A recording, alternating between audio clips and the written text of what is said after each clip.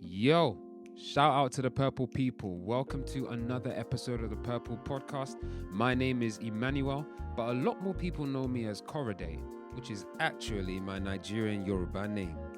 Emmanuel is my biblical European name. Now, my brother and I were actually having a conversation about this on an upcoming episode called Culture Clash. However, during that conversation, we started talking about unreasonable parents and how sometimes it feels like certain cultures have an uncanny ability to produce what seems like unreasonableness in parents. So we started having a conversation about how to deal with that and our take on that. So we want you guys to take a listen to this and let us know what you think.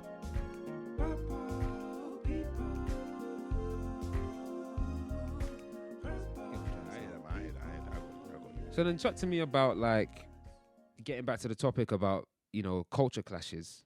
Chat to me about the older generation of Nigerians, those who are kind of born and bred over there. Yeah. They've come over here now. They've had children. Mm. Their children are grown up here. Mm. And then a clash between cultures.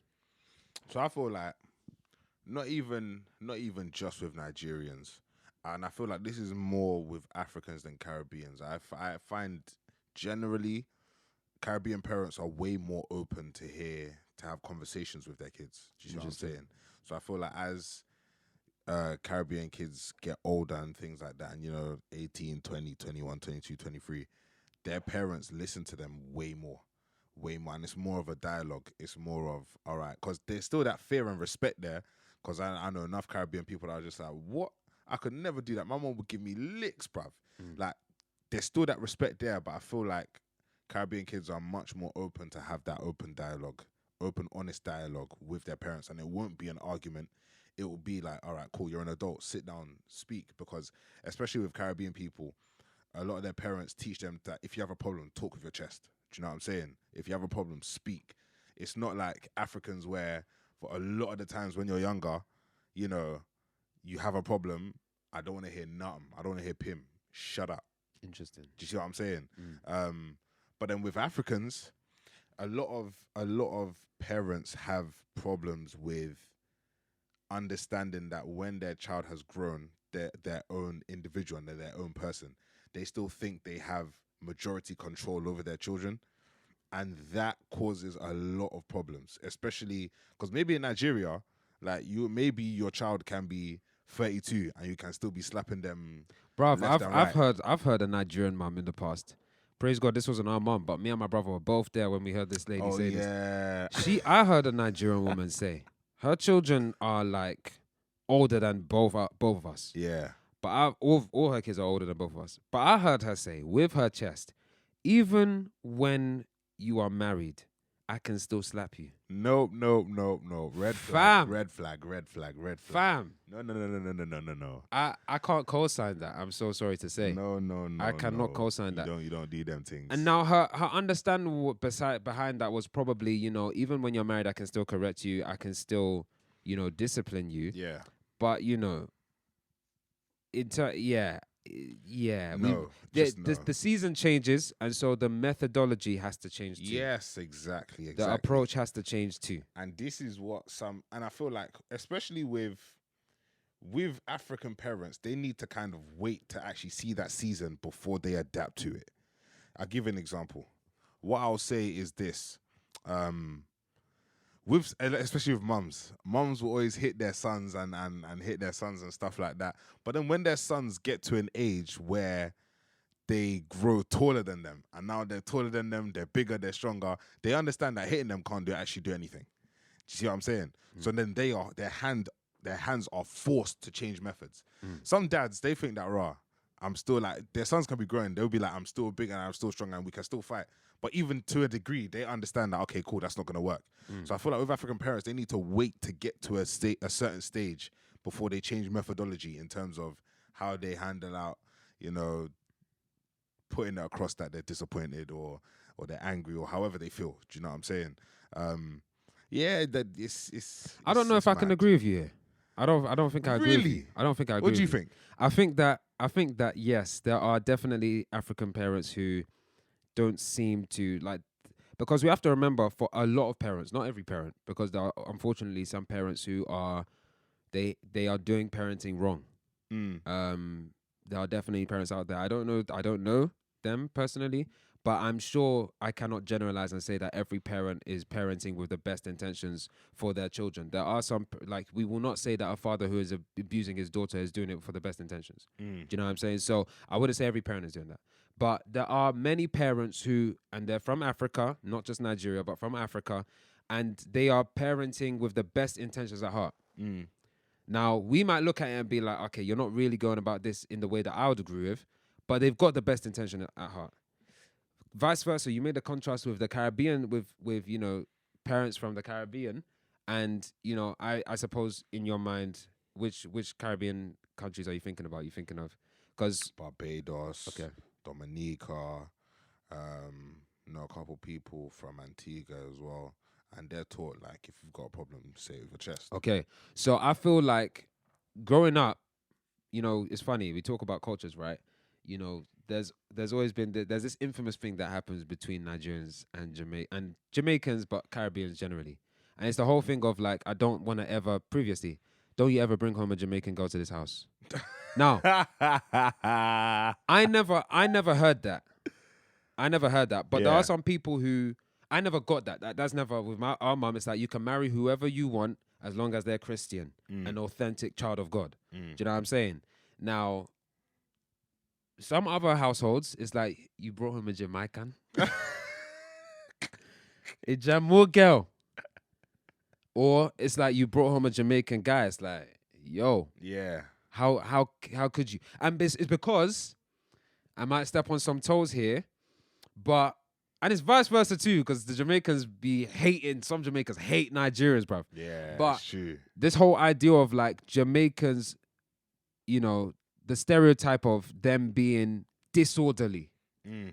Or you have like Jamaicans who are like, don't you dare bring home a Nigerian to this house. Yeah. Like, they're the worst. I'd rather you marry a white man than a Nigerian. Do you know what I'm saying? Now, for our white friends who might be listening to this podcast, we're not generalizing and saying that we love you. You get. If you know us, you get. And if you don't know us, like, yo, Get to know us. Get to know us. You know what I mean? But like, it's like, I'd rather you marry a white man before you marry a Nigerian man. Yeah, because they look at us, man, like we're scum, bro. like we're scum. And that's because, you know, part of it is because of some of the negative things that the Nigerians were doing when they came over to the UK. Maybe some of what's perceived as aggressive behavior. Boy, I remember I was at work one day and a Jamaican brother was like to me, you Nigerians are so aggressive. And I thought to myself, coming from you! Coming from you, Jamaicans, bro. Mad. Anyway, it's always love, man. We love So all our friends wild. from the Caribbean. So wild. But my point I was trying to make is that I think there's also like there are Jamaican households where it's not just, oh yeah, let's talk. It's literally there's disrespect going back and forth. To me, it's like it's a culture of disrespect, not the Jamaican culture, but in those individual households, Yeah. it's like, nah, man, I'm gonna do whatever I want. Do you know what I'm saying? And in Nigerian households or in the Nigerian culture, like, any sort of disrespect is quashed immediately. Oh yeah. Like you don't That's nipped in the bud. You don't even get so the chance quickly. to disrespect. Who do you think you're disrespecting? Yeah. Because it's such a serious shame and honor culture. Yeah. It's like you don't do that. Yeah. And so I wouldn't generalize and say that African parents don't. What, you got a story you want to tell? Nah, it's just mad. Some would even perceive that to be so very toxic. I don't. I think it depends on the situation. There's I don't levels think and it's there's toxic. degrees to it. Don't get me. There's levels and there's degrees to it. Do you know Don't what? get me wrong. I'm thinking like, okay, at the end of the day though, like, so I feel like what some young people often forget and what they don't take into consideration is the fact that they don't empathize with their parents. They don't. True, They're true, talking like, oh very yeah, true, very mom, true. I'm taller than you now. Dad, I'm 19 now. Yeah, but your behavior is not showing that you should just get to do whatever you want. Yeah. Now, I'm not saying you should, you know, shackle them up and put them in chains or whatever. I'm not saying that at all. But like, at the end of the day, both you and I would be like, okay, this is my house though, it's my rules. Yeah, you're an adult, cool, nice, great, but it's my house, it's my rules. And if you're gonna live here, you abide by my rules. Yeah. Do you know what I'm saying? So I hear what you're saying about, when you become an adult, methods of discipline have to change. I completely agree with that. But at the same time, I do think that some young people be looking at their parents and thinking their parents are unreasonable, but actually they are the ones being unreasonable. I agree. And then they'll point at the Caribbean culture and say, oh, like, oh, but they get to, like, for example, I'll give you an example. If somebody's got, if a black guy's got his hair in cane rows or something, the immediate like, I immediately think, oh, he must be Caribbean. Ain't no African letting their child do their hair like that. Now that's changing. It's changing. Yeah. Because one thing we have to remember is that, like, first of all, the Caribbeans were in this nation longer before we were. Second, all our perceptions about Nigerian parents come from one generation of Nigerian parents in the diaspora in London. Like one generation. And what you find is that generation is getting older. And so we're looking back and we're saying, wow, the Nigerian community is becoming a lot more lenient. Nigerian parents are becoming a lot more lenient. No, it's just that one generation of parents we've seen. Yeah. It's not that the culture is necessarily more lenient now. It's just that these guys are getting older. And as they're getting older, things are not that deep. Things are not that serious. They've seen we're getting older. They can handle us. They can leave us to handle responsibility and them things there. Yeah. So it's like, okay, now they seem to be more lenient. But to bring it back to the question, or to what you were saying about the clash between the young and older generation, I don't think that can be put on just Nigerians in general. I think that's something that maybe more parents go through who are endemic to the Nigerian culture, but I don't think it can be said that Nigerian parents and letting their kids have liberties and letting their kids discuss and all that stuff is an issue. I personally think it is. I got to disagree with you. I personally think it is. And, listen, I'm not projecting, this is not some sort of deep-seated issues or something. No, not at all. Are you sure about that? Oh, I'm 1,000,000% sure. I'm 1,000,000% sure. Me and my mum, we have a fantastic relationship. I love her to bits. Love her to bits. But I do feel like a lot of Nigerian kids, because, I'll specifically talk about Nigerian now. A lot of Nigerian kids are very, very rebellious, even in their older age. Because in their younger age, you got a lot of them doing, F and all of those kinds of things. What's F? Fraud, basically. Okay. So they do fraud and those things there. And a lot of times it is to help their parents because they see their parents struggling. That's a whole nother conversation.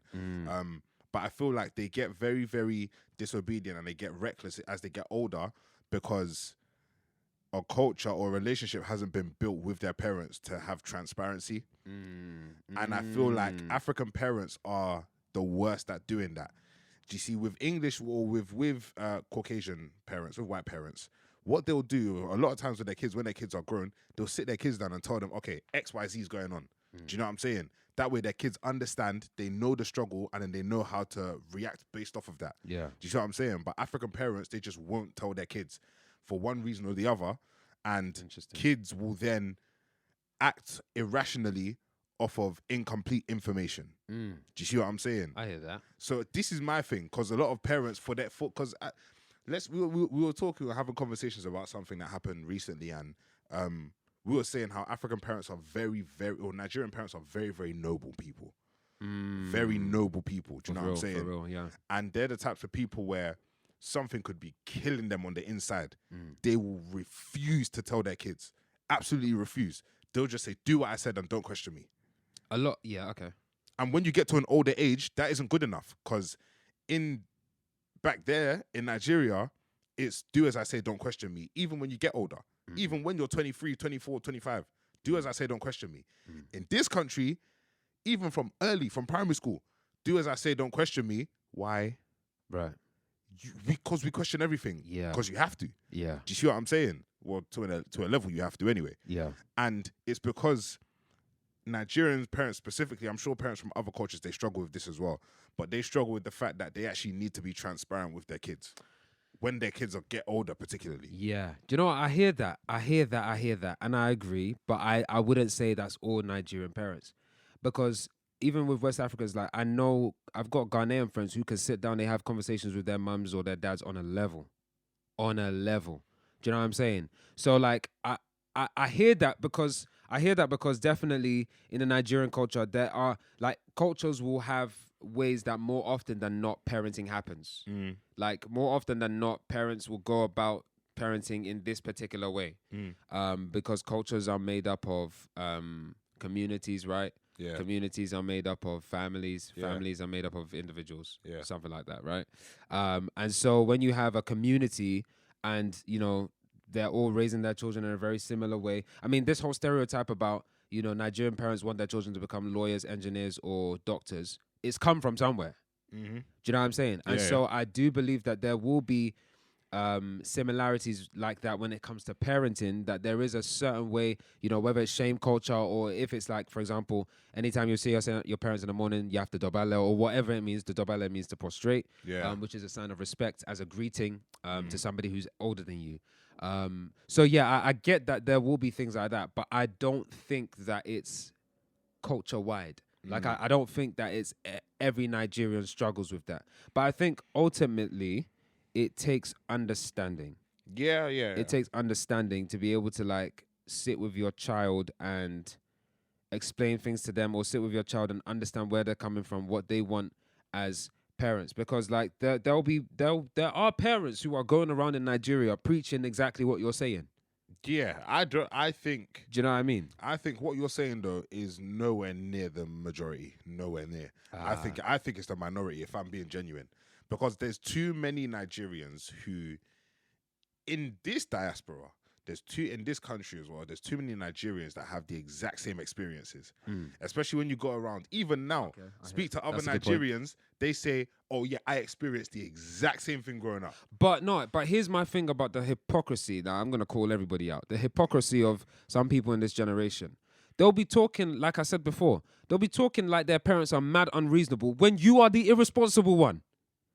You are actually the irresponsible one. To a degree, like, you're talking to your mum, about like, you wanna now? It's tough because for many young people, they lack understanding. I'm just gonna come out and say it. They actually lack understanding. They lack empathy. Agreed. Like, you have to bear in mind that your Nigerian mum or dad or both, like, they grew up in a completely different culture. What was right and wrong is different to what this culture says is right and wrong. And what's this?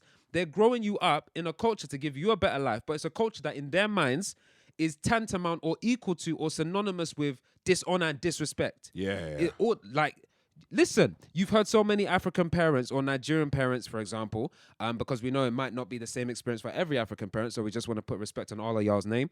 But like, there's this stereotype, right, that, the kids of this nation are unruly. Why? Because they've seen all these videos of white kids telling their parents to shut up, mum. That rhetoric is tired, fam.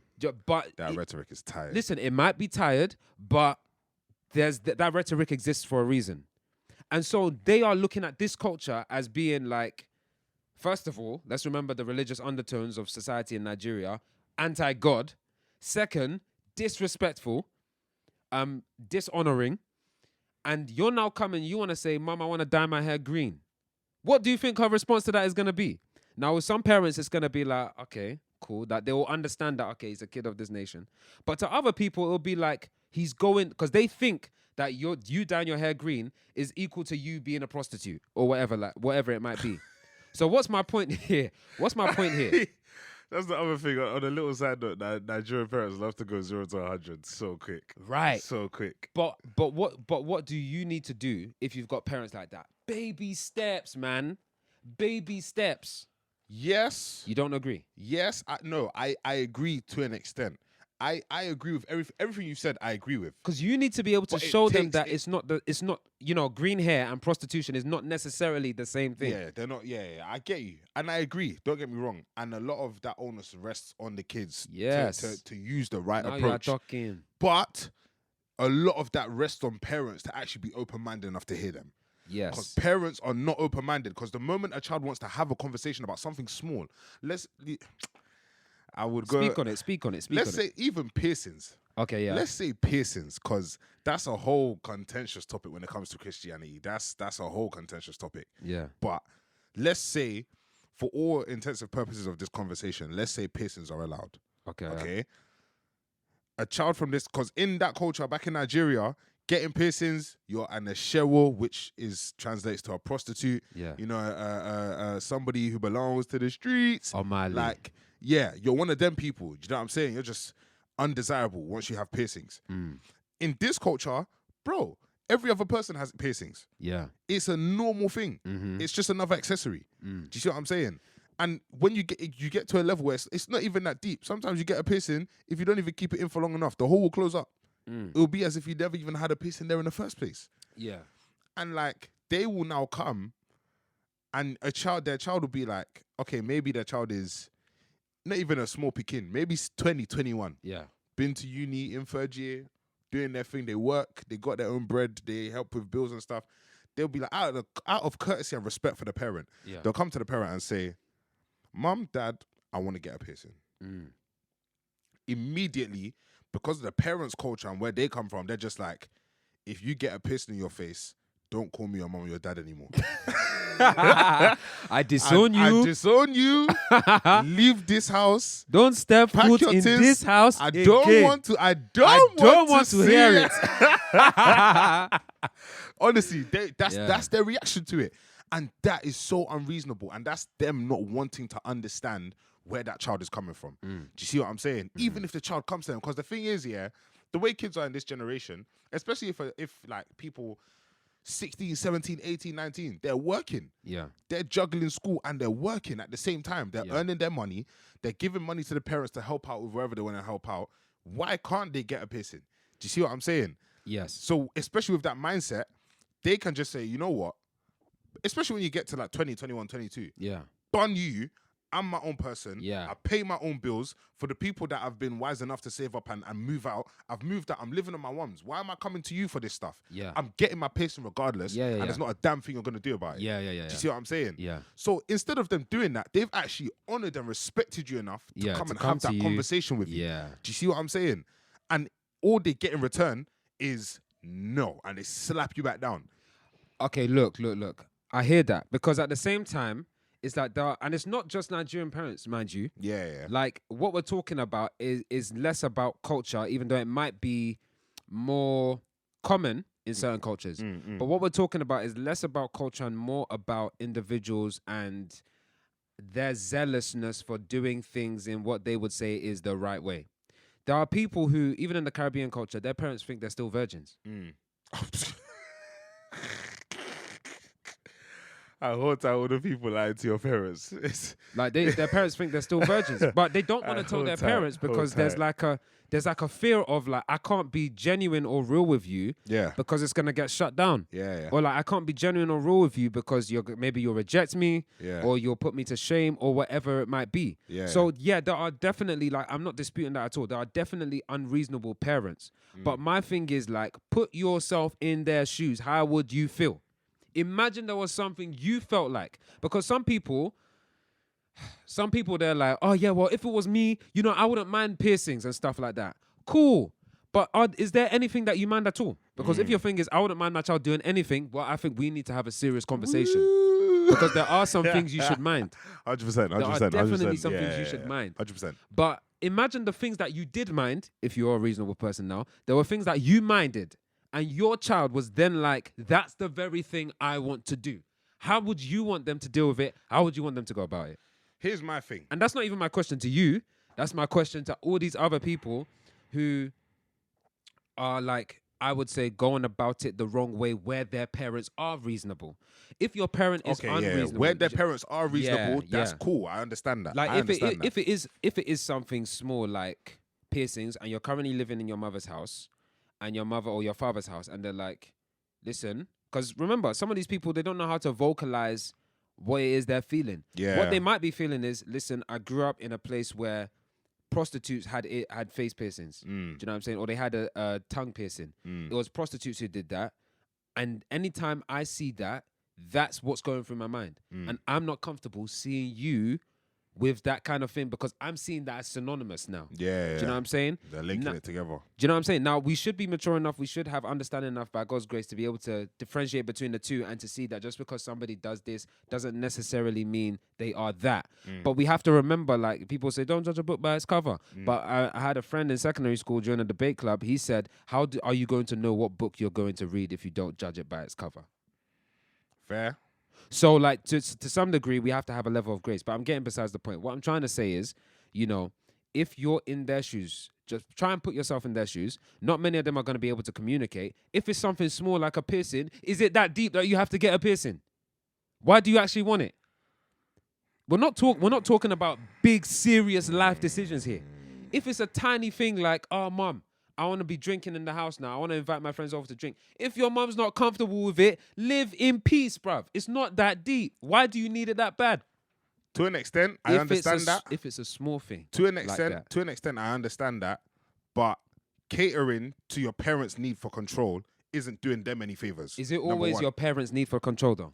But let me let you finish. Let me let you finish. Don't get me wrong. That's a good question. Sometimes, yeah, I can be like, cool. In terms of the young people, it's just their eyes for what they want, their eyes for their belly and what they want. Do you know what I'm saying? Mm-hmm. And sometimes it's just not worth it. Sometimes you just need to pick your battles and, you know what, be like, listen, this one ain't that deep. I can live without it. And For I now. can, You won't be in her house or his house forever. Do you know what I'm saying? And Yeah. I get that. I understand that.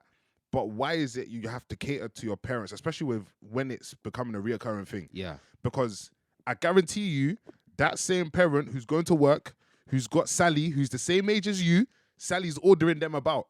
And they're not going to turn to Sally and say, how dare you talk to me like that? I'm your elder. You give me respect. They're not doing that to Sally. Yeah. So, because what some of these parents do is that they come home and they start projecting on their kids. Because they go out, they don't get the same respect out there. So they're coming and doing the same thing to their kids when it shouldn't be the case. It shouldn't be the case. That's a bit of another conversation. But my thing is, Sally's not their child. Because Sally's not their child. Thing. Do you know what I'm saying? Like if they could have their way, they would have slapped Sally 27 times by now already. But they can't have their way, and they can't always get their way. But now it's their home. And it's the same thing happens with their kids though. You can't always get their way, especially when their kids get to a certain age. This is my thing. When their kids get to a certain age, yeah, it's like obviously something we were talking about before. When your kids get to a certain age, they have knowledge of what is good, what is good and what is bad, what's right and what's wrong. It gets to a stage where parents, they hopefully do. Let's say at age of 23, 24, parents at that stage shouldn't be forcing their kids to do anything. At that stage is I can advise you what think you should do. Yeah. What you do is that's up to you. Do you see what I'm saying? Let me okusi or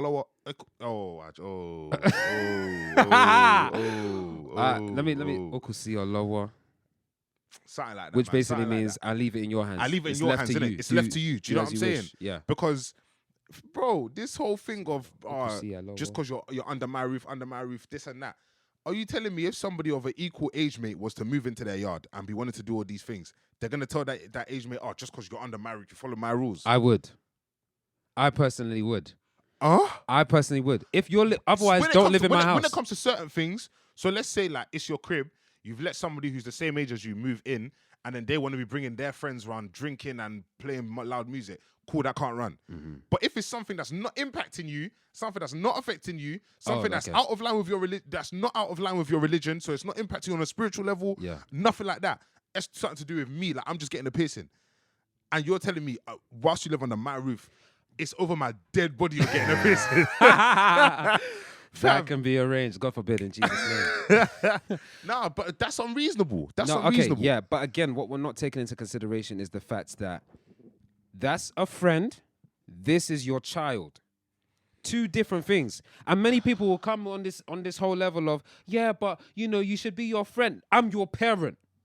Yeah, we can be friends, but I'm your parent first. Obviously, parent first. Obviously. You know what I'm saying? Obviously. I'm going to be your friend. And before some people start looking at me like, this guy's going to be he's going to be some strict dad. He's going to be a disciplinarian. You need to be fair on your kids. Shut up, please. Get to know first. Get to know me first. I said, shut up, please. Listen, this the purple podcast. We're coming for red and blue. You understand that? All right. Tell him again. Anyway, we love you. That's why you keep listening. Don't switch it off. Don't switch it off. Okay, maybe no. Relax. But like, listen, I hear that. Like, I hear everything you're saying, and I agree. Now we will end up going back and forth here because I think without us getting too specific, it'll be hard to like narrow down because not one shoe fits all. Of course, you shouldn't attempt to go at every situation the exact same way. And some people would even argue and say that if you allow your parents to dictate to you, like if you say, just for the sake of peace, I'm just gonna leave it and just give my dad or give my mum what they want in this particular situation, they will say that you're setting a precedence. Yeah, family out here enabling them, bro. When you're enabling them, when you then get married and you now want to do something with your husband, they think they can still tell you how things run. That's dead, fam. So listen, I'm not advocating for that at all. They're definitely, we're not talking about unreasonable parents here. We're talking about reasonable parents who, for whatever reason, have their own views on what is right and wrong. And we're talking about how best can we deal with that clash. Yeah. Can we live for the sake of peace? Are you going to be living with your parents with these reasonable parents for the rest of your life? Is it something that you really need right now, or can you forego it and get it when you've moved out of the house? Is moving out of the house an option? Do you know what I'm saying? Like, maybe it's that they don't understand it. Because what we have to remember about parents is, to a degree, they're just children in big bodies. To a degree. What am I talking about here? They too are trying to figure things out. There were things that when we were younger, our mum was like, definitely not. And now that we're older, as she's grown in the faith, as we've grown in knowledge of the word of God and things like that, that because our house, the reason I'm bringing that up is because our house is run by the word of God, is run by the faith, Christianity. There are things that she no longer subscribes to. There are things that she now subscribes to. There are some liberties that she's now more open to because we've grown. We've all grown. So is that the situation with your parents where they're growing? Do you know what I'm saying? Is it that maybe you guys need to build relationship more? Maybe they need to build trust. They need to be able to see that you're trustworthy and things like that. Is it things? Are these things that can be worked around for the sake of peace for now? Yeah. Do you know what I'm saying? And if it's like a really serious thing, then maybe you need to have a conversation with a counselor, with a pastor, something like that. Do you know what I'm saying? So we're not saying that we're not talking about unreasonable situations, and nor are we advocating that you should be micromanaged all the time at home. That's not what we're talking about. But when it does come to unreasonable parents, what should people do? Yeah. And we need to clarify what we mean by unreasonable. What I mean by, because some people will be saying, like, the fact that my dad doesn't let me come home with two men and do a threesome is unreasonable. No, you are the unreasonable one. You are actually the unreasonable one. Do you know what I'm saying? So that's not what we mean. What we're talking about with unreasonable is like, kind of like what you mentioned before, where it's like, okay, these are things that, are minute things like, oh, mum, I'm going out on Saturday with my friends. I'll be back by 10 p.m. Some people are looking at me now like 10 p.m. Dead that. Like, even my brother's looking at me right now. What? 10 p.m. fam. Nah, let's say, I'm going out for dinner. I'll be back. Like, there's a party going on afterwards. I'll be back at around 4 or 5 a.m. Now, I'm looking at that. I'm thinking that's unreasonable. Corday, Emmanuel, you know what? Listen. Listen. For the majority of people, there are events where that is required. Of course. Do you see what I'm saying? Required. And no. Okay, let's say required, or it doesn't even have to be required. Let's say it's even your birthday and you're going out and you're going to a party with your friends. You don't need to be out till 5 a.m. But you know what? Listen.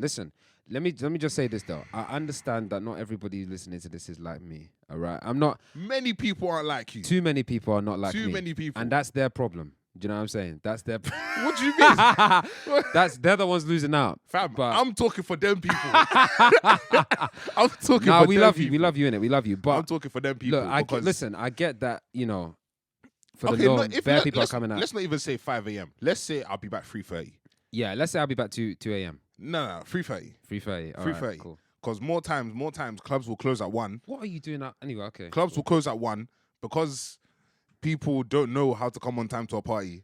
Everybody needs to be fashionably late. Pause. We need to talk about that.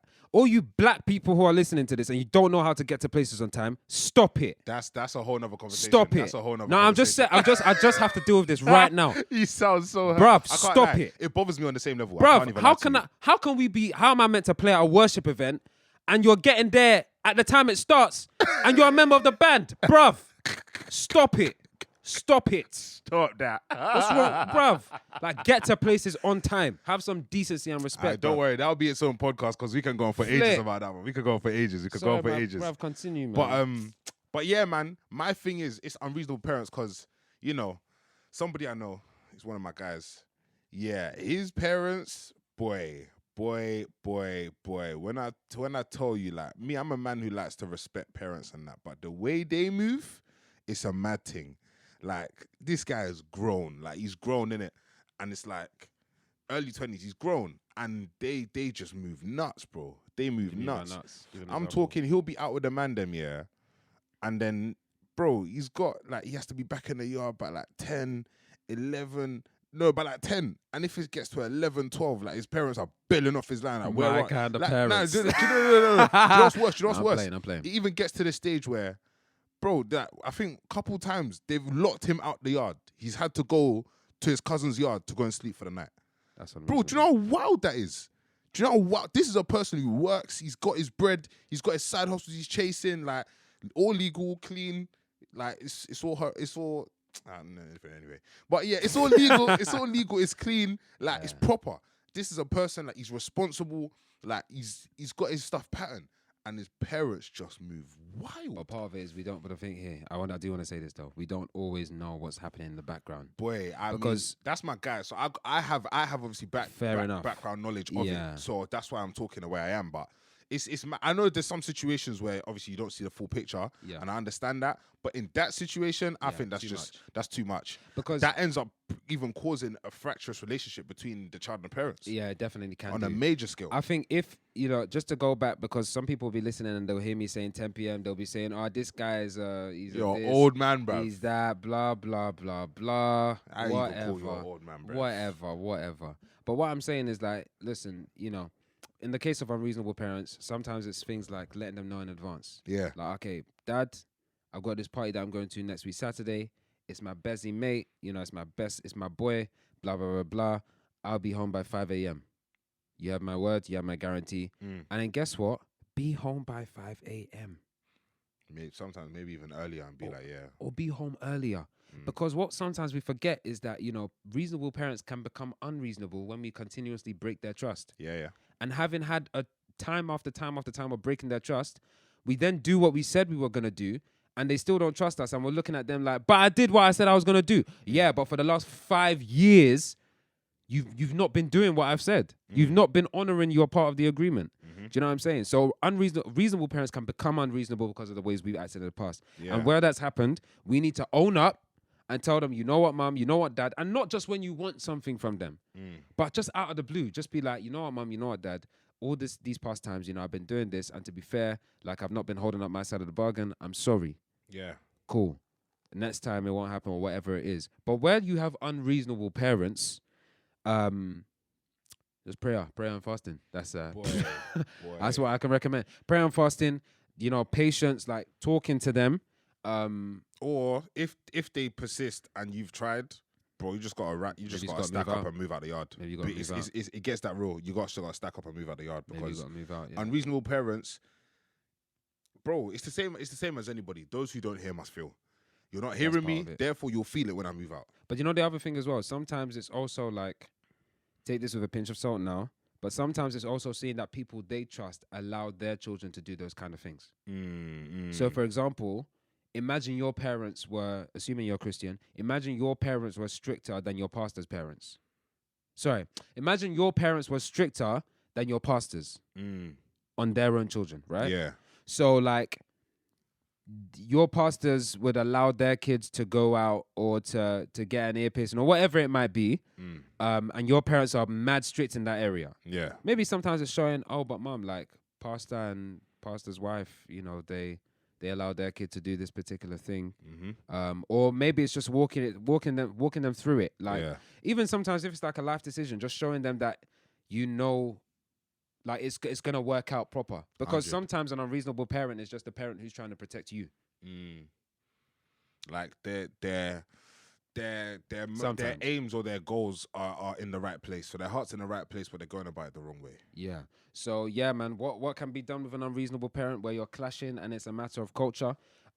Be understanding, be patient. Where you can, speak with them.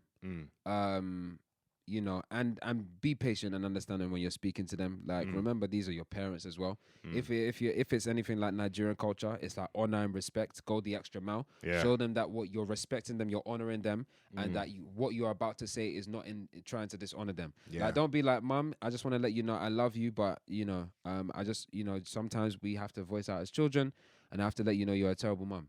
That's not. That's not how to go about it. I would strongly advise that you do not take that line of action. You need to tell them in the most gentle, humble, loving way possible, and show them that you're not trying to dishonor them. You're not trying to disrespect them. Yeah. Do you know what I'm saying? So Yeah, that's what I would say. If you've got unreasonable parents, man, prayer, understanding, patience, and communication, man. Communication and then trust. You know, little things, showing them that they can trust you with the decision they're making. If it's a thing that they're arguing that something comes from the Bible and, you know, blah, blah, blah, whatever it might be, then you need to get up on your word game. Get up on your word game and show them from scripture that, okay, what they're saying is not actually true. And don't come for them like, I know the Bible better than you, but just show them like, oh yeah, like mom, dad, you know, I noticed this particular thing.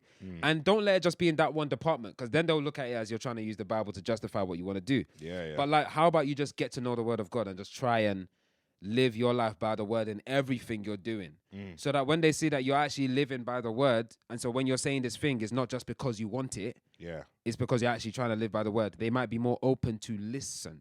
And then the other thing as well is like, you know, sometimes bear with them in love, innit? Bear with them in love. 100. It's all about patience, listening. So there it is. But listen, the conversation is not over. We want to know what you think. Have you got unreasonable parents? How are you going about it? Or do you know someone who says that they've got unreasonable parents, but maybe secretly they're the unreasonable one? If you do, then come on, do us a favor. Don't be selfish. Share this with them. Give them a little red, give them a little blue, and let's make them a part of the purple people. Peace.